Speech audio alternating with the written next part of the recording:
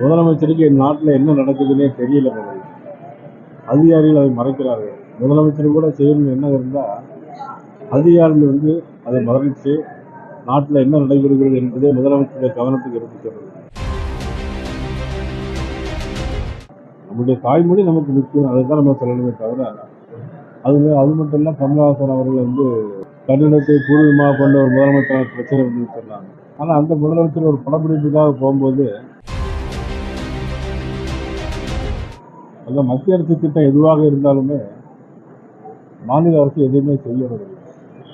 வீடு குடும்ப திட்டமாக இருந்தாலும் சரி, எந்த திட்டமாக இருந்தாலும் சரி, மாநில அரசு அது மத்திய அரசு திட்டம் முழுவதும் மறைத்து விட்டு மக்களுக்கு எந்த காரியங்களும் செய்யாத ஒரு அரசாக தான் இன்னைக்கு முதலமைச்சருடைய அரசு.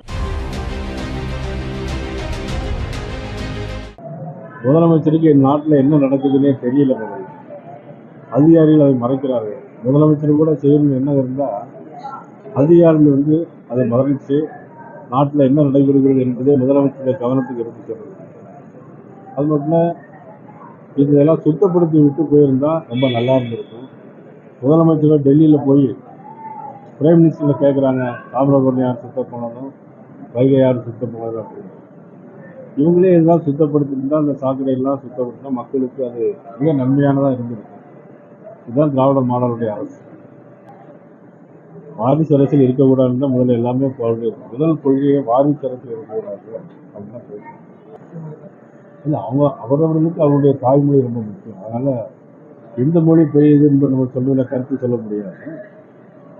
நம்முடைய தாய்மொழி நமக்கு முக்கியம், அதை தான் நம்ம சொல்லணுமே தவிர அது மட்டும் இல்லை. கமலஹாசன் அவர்கள் கன்னடத்தை பூர்வமாக கொண்ட ஒரு முதலமைச்சர் பிரச்சனை சொன்னாங்க. ஆனால் அந்த முதலமைச்சர் ஒரு படப்பிடிப்புக்காக போகும்போது எல்லாரும் அங்கிருந்து சொன்னாங்க, தமிழ் கன்னடம் வாழ்க அப்படின்னு சொல்லுங்க அப்படின்னு சொன்னாங்க. அதுக்கு அம்மா என்ன சொன்னாங்கன்னா, தமிழ் வாழ்க அப்படின்னு சொல்லி தைரியமாக சொல்லிட்டு வந்தாங்க. ஆனால் அது குறை சொல்லியிருந்த கமலஹாசன் அவருடைய நிலையிலிருந்து மாறி ராஜ்யசபா சீட்டுக்காக இன்னைக்கு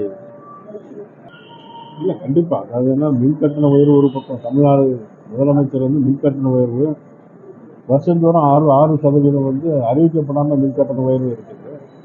இந்த நெட்வொர்க் சார்ஜ் என்பது உண்மையிலே அது பார்த்தீங்கன்னா அதில் பரிசீலனை செய்ய வேண்டிய விஷயம். அதில் மத்திய அரசு திட்டம் எதுவாக இருந்தாலுமே மாநில அரசு எதுவுமே செய்யறது. வீடு குடும்ப திட்டமாக இருந்தாலும் சரி, எந்த திட்டமாக இருந்தாலும் சரி, மாநில அரசு அது மத்திய அரசு திட்டம் முழுவதும் மறைத்து விட்டு மக்களுக்கு எந்த காரியங்களும் செய்யாத ஒரு அரசாக தான் இன்னைக்கு முதலமைச்சருடைய அரசு.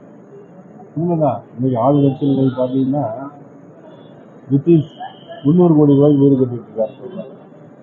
ஆகாஷ் அவர் 500 கோடி ரூபாய்க்கு வீடு கட்டிட்டு இருக்காரு சொல்றாங்க. அது 500 கோடி ரூபாய் வீடு கட்டுறாங்க, நிலத்துல பப்புக்கு போயாச்சு. 30 லட்சம் ரூபாய்க்கு லூயிவிட்டான் பேக் வாங்கி கொடுக்குறாங்க நடிகர்களுக்கு அப்படின்னு சொல்றாங்க. இன்னைக்கு பணம் அந்த அளவுக்கு எக்ஸஸா இன்னைக்கு திமுகவினர் இருந்துச்சு. அதனால அதுக்கு விஜய் சொல்றது உண்மைதான். வெட்டியா பணம் கொடுப்பாங்க. ஆனால் நாட்டில் நல்லாட்சி வேணுங்கிறதுனால மக்களை இதெல்லாம் சீர்தூக்கி பார்த்து வரக்கூடிய தேர்தலில் யாருக்கு வாக்களித்தால் நல்லா இருந்து பார்த்து தேசிய ஜனநாயக கூட்டணிக்கு வாக்களிக்க வேண்டும் என ஜூன் 22 மதுரையில் ஜூன் 22 மதுரையில் முருகப்பக்தருடைய மாநாடு நடைபெறும். ஆக அந்த மாநாட்டில் உத்தரப்பிரதேச மாநில முதலமைச்சர் யோகி ஆதித்யநாத் அவர்கள், ஆந்திர துணை முதலமைச்சர் பவன் கல்யாண் அவர்களும் அதில் கலந்து கொள்கிறார்கள். அனைவரும் அதில் கலந்து கொண்டு சிறப்பிக்க வேண்டும் என்று அன்போடு நான் கேட்கிறேன்.